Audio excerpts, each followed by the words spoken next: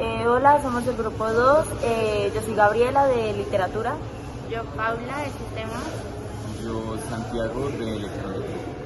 Bien, pues el video de hoy va a tratar sobre Dersu Sala, una película ruso-japonesa dirigida por Akira Kurosawa. Ok, entonces, ¿qué opinan de la película? Bueno, pues para empezar, como un poco aparte como de todo, me pareció una película muy entretenida, ya que como más de su contenido era una película como muy llamativa, como los colores de la película resaltaban muy bien como con el tema que era toda la parte de la naturaleza.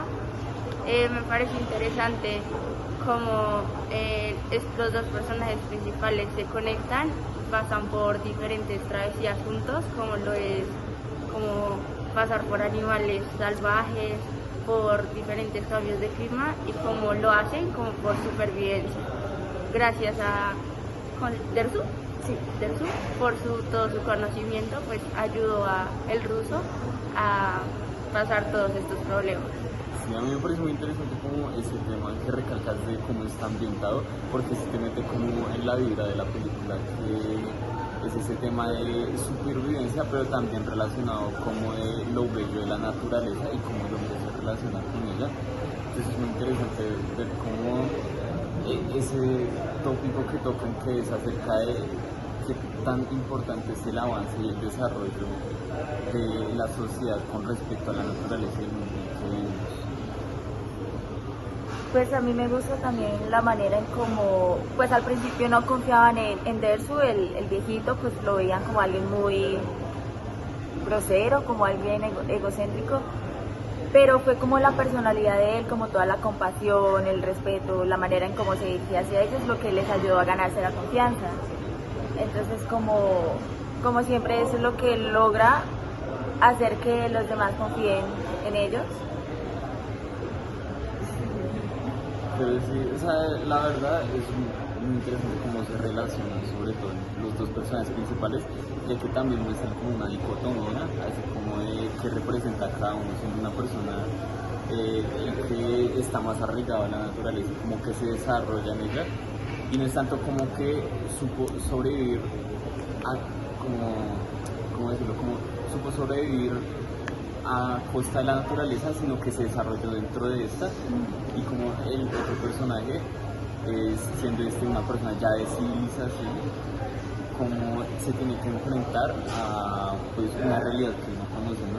Sí, es como siempre se hace creer que la civilización es como lo mejor, lo más avanzado, lo más inteligente, pero cuando se presentan ante esas situaciones como lo vemos, como estar en esta naturaleza de la cual pues no conocen, quienes resultan, por así decirlo, los más civilizados en esos espacios es la gente que ha estado viviendo, que conoce muy bien ese tipo de entorno.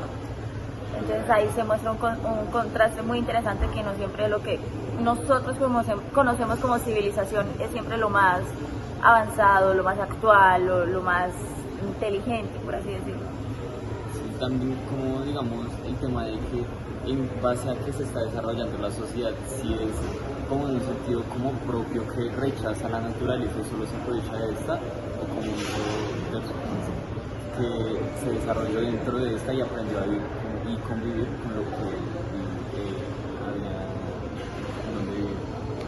Y a mí me pareció un poco interesante como al final de la película pues muere Nurso y que él se ve reflejado como que muere como no que muere la naturaleza como sino como ese sentido de pertenencia de él hacia la naturaleza. Entonces como que se apaga como ese conocimiento de la naturaleza.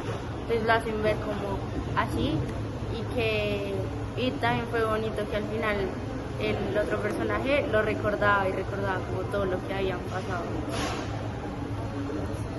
Y a mí me gustó eso, algo que dijiste sobre o sea, como que es más civilizado aprender a vivir con los entornos que no son propios de uno. Siento que eso es más civilizado que el mostrar rechazo o el querer cambiarlo. Sí, como el no ponerse por encima, sino que estar junto con él. Exacto. Nosotros fuimos el grupo. Gracias.